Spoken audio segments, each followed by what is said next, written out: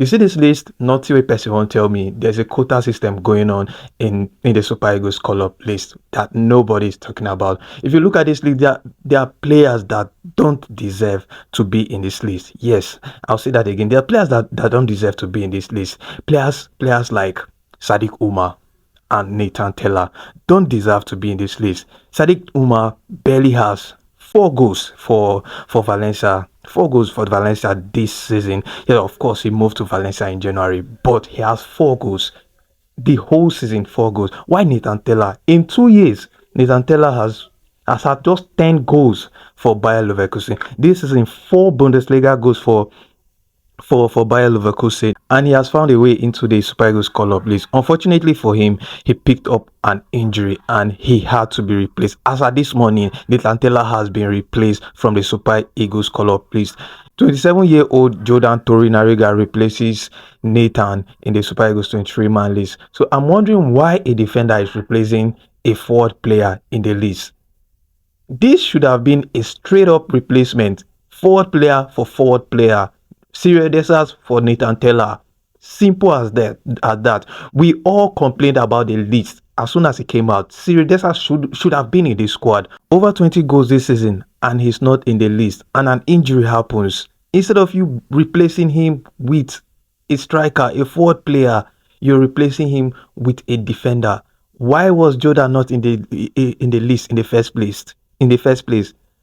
And now Nathan has picked an injury. Instead of replacing Nathan with another forward player in the person of Cyriel Dessers, you're replacing Nathan with a defender. Is it that Dessers doesn't have a godfather in the Super Eagles? I'm trying to beat my head around it.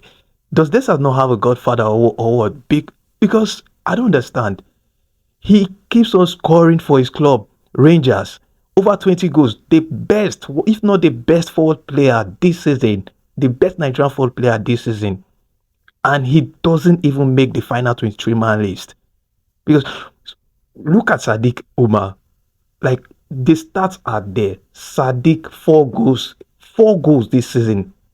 Nathan Tella 4 goals, 4 Bundesliga goals this season, and he has found a way to make the list. Nathan picks up an injury, and instead of you cleaning your mess and finding a way to bring Dessers into the team, you're bringing in a defender.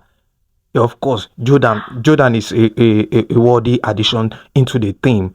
Personally, I felt Jordan should have made the 23-man list. I don't know why we've got only 6 defenders, because I felt Jordan should have made the list for the 23-man list at the initial list. But he's not in the list. A good addition, but this should have been a straight up replacement. Cyriel Dessers for Nathan Tella, and it's very, very unfair for Dessers. I think in future Dessers will just find a way maybe to give up on the whole Super Eagles thing, because it's not fair at this point. Very, very unfair to him. Either there's a quota system going on in the Super Eagles team we don't know of, or Dessers doesn't have a godfather pushing his name forward to make the Super Eagles 23-man list. If you look at the midfielders also, we've got midfielders that, if you look at their performance, their club performance, and where their clubs sit at the moment in their league, they don't deserve to make this list. Player like Jordan Aribo, Joseph Aribo.